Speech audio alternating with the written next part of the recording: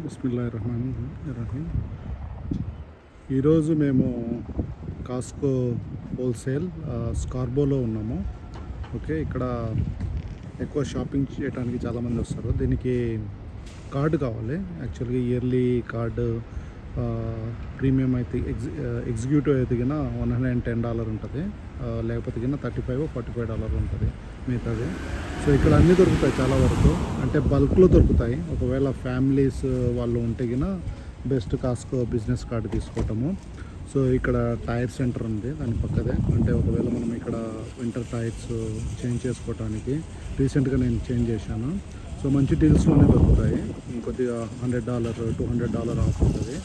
So అలాగే ఇక్కడ gas అంటే పెట్రోల్ స్టేషన్ కూడా ఉంటుంది.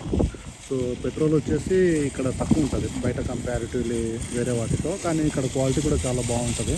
అందుకే మ్యాక్సిమం పీపుల్ ఇక్కడే కాస్కో బిజినెస్ సెంటర్లోనే గ్యాస్ పెట్రోల్ పట్టించుకుంటారు. సో ఈ బేసికల్గా పార్కింగ్ లాట్స్ చాలా చాలా పెద్దగా ఉంటాయి కాస్కో బిజినెస్ సెంటర్లో ఫర్ షూర్. ఎందుకంటే వాళ్ళకి చాలామంది కస్టమర్స్ ఉంటారు కాబట్టి వీళ్ళకి పార్కింగ్ స్పాట్స్ ఎక్కువ ఉంటాయి. నాకైతే ఈరోజు పార్కింగ్ స్పాట్ దొరకలేదు. ఉదయం 10 గంటలకు వచ్చినా ఇలా చాలా టూ టైట్గా ఉంటుంది. ఈవినింగ్ అయితే ఇంకా బిజీగా ఉంటుంది ఇక్కడ. ఇది టెస్లా చూడండి మోడలు.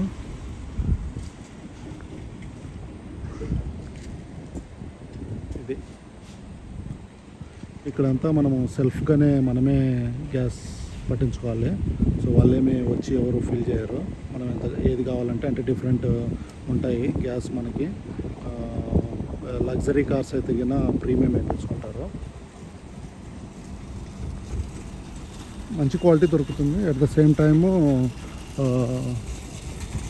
టైము ఇక్కడ అంటే రష్ కూడా చాలామంది ఉంటారు, బిజీగా ఉంటుంది ఆల్వేస్.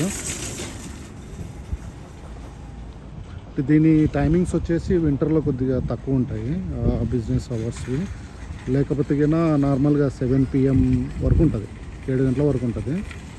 లేకపోతే వీక్ డేస్లో వచ్చేసి 8:30 వరకు ఉంటుంది.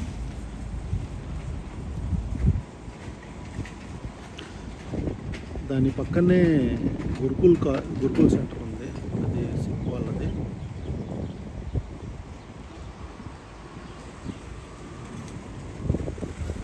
చాలా పెద్దగా ఉంది.